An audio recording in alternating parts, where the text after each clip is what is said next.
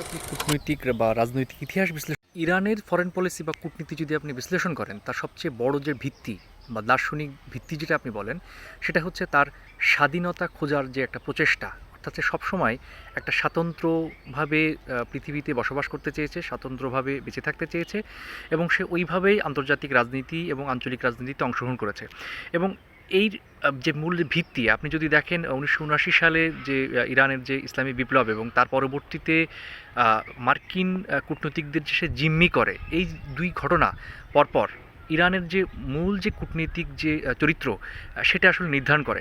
এবং এই ঘটনার মধ্য দিয়ে ইরান বারবার সমস্ত পৃথিবীকে বোঝানোর চেষ্টা করে সে হচ্ছে স্বাধীনভাবে, অর্থাৎ পশ্চিমাদের হস্তক্ষেপ মুক্ত একটা রাষ্ট্র গঠন এবং ফরেন পলিসি। সে এই যে বললাম যে ইরান সবসময় হচ্ছে স্বাধীনভাবে বেঁচে থাকতে চেয়েছে, স্বাধীনভাবে দেশ পরিচালনা করতে চেয়েছে, এবং সে আন্তর্জাতিক রাজনীতিতেও সব স্বাধীনভাবে আসলে টিকে থাকতে চেয়েছে।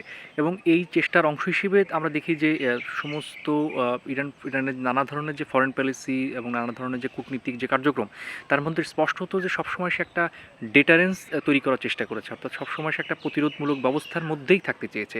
এবং সেটা সবচেয়ে স্পষ্ট হয় হচ্ছে ইরাক এবং ইরান যুদ্ধ 1980 থেকে 88 সাল পর্যন্ত যে 8 বছর যুদ্ধ হয়।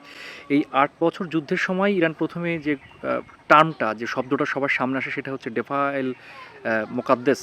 তো ডেফাই মোকাদ্দাস মানে হচ্ছে যে আমি এই যুদ্ধটা করছি না, এটা আসলে আমার অস্তিত্ব রক্ষার লড়াই, আমার সার্বভৌমত্ব রক্ষার লড়াই। এই যে ডেটারেন্স তৈরি করা, অর্থাৎ প্রতিরোধমূলক ব্যবস্থার মধ্যে থাকা, এটার এই যে শুরু হলো, এটাই পরবর্তীতে হচ্ছে ইরানের যে জাতীয়তাবাদের অবিচ্ছেদ্য অংশ হয়ে, তার ইরানি জাতির একটা পুরো চরিত্রের মধ্যেই একটা ন্যাশনাল সাইকিটাই গড়ে ওঠে যে তারা সবসময় একটা প্রতিরোধমূলক ব্যবস্থার মধ্যে থাকতে চায়। পরবর্তীতে 1990 সালের দিকে আমরা এসে দেখি যে হচ্ছে যখন প্রেসিডেন্ট রাফসানজানি যখন প্রেসিডেন্ট হন, তখন ইরান যে কাজটা করে সেটা হচ্ছে ফরওয়ার্ড ডিফেন্সের দিকে যায়। সে তখন হচ্ছে দেশের বাইরেও তার একটা প্রতিরোধমূলক ব্যবস্থা তৈরি করে, এবং তার অংশ হিসেবে সে প্রথমে হচ্ছে লেবাননের হিজবুল্লাহকে সে হচ্ছে প্যাট্রোনাইজ করা শুরু করে, তাকে অস্ত্র দিয়ে এবং অর্থায়নের মধ্য দিয়ে তার নিরাপত্তাকে নিশ্চিত করা। পরবর্তীতে 2001 সালে যখন হচ্ছে আমেরিকা যখন আফগানিস্তান, এবং 2003 সালে যখন ইরাকে আক্রমণ করে, তখন ইরান আরও বেশি বুঝতে পারে যে হচ্ছে আমার এই যে ফরওয়ার্ড ডিফেন্স, অর্থাৎ দেশের বাইরে হচ্ছে আমার যে একটা নিরাপত্তা বলয় তৈরি করা, অর্থাৎ একটা পবিত্র একটা প্রতিরোধমূলক ব্যবস্থা তৈরি করা, একটা বলয় তৈরি করা, সেটা আসলে বাড়াতে হবে। এবং তার অংশ হিসেবে সে ইরাকি মিলিশিয়া বলেন, হুতি বলেন, এইসব সংগঠনকে সে আসলে তার ডিফেন্সের অংশ হিসেবে অর্থায়ন বলেন, অস্ত্র দিয়ে সহায়তা বলেন, তাদেরকে প্যাট্রোনাইজ করা শুরু করে। এবং এটা হচ্ছে আরও এক্সটেন্ডেড ভার্সন তার ফরওয়ার্ড ডিফেন্সের। ইরানের যে নিরাপত্তা ব্যবস্থা বা কূটনীতির বা আন্তর্জাতিক সম্পর্কের বা আন্তর্জাতিক রাজনীতিতে তার যে অংশগ্রহণ, তার যে একটা ডেটারেন্সের একটা অন্যতম সবচেয়ে গুরুত্বপূর্ণ যে উপাদান, সেটা হচ্ছে তার পারমাণবিক অস্ত্র।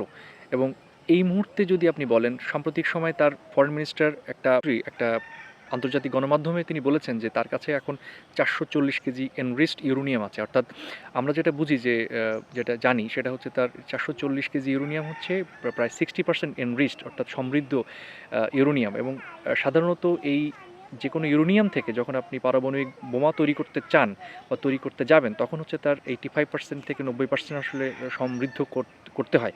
এবং ইরানের যে এখন 60% বা 60% বা 60% যে হচ্ছে সমৃদ্ধ ইউরেনিয়াম আছে, এখান থেকে তার যদি পারমাণবিক অস্ত্র তৈরি করতে হয়, তাহলে ধারণা করা হয় যে প্রায় 10 থেকে 15 দিন কিংবা 1 মাস মতো সময় লাগবে। এবং এটাই হচ্ছে বাস্তবতা। এই জন্যই আসলে ইসরায়েল এবং আমেরিকা খুব ভীত সন্ত্রস্ত, এবং সেই ভীত সন্ত্রস্ততার কারণেই তারা মূলত হচ্ছে ইরানে এই হামলাটা করে।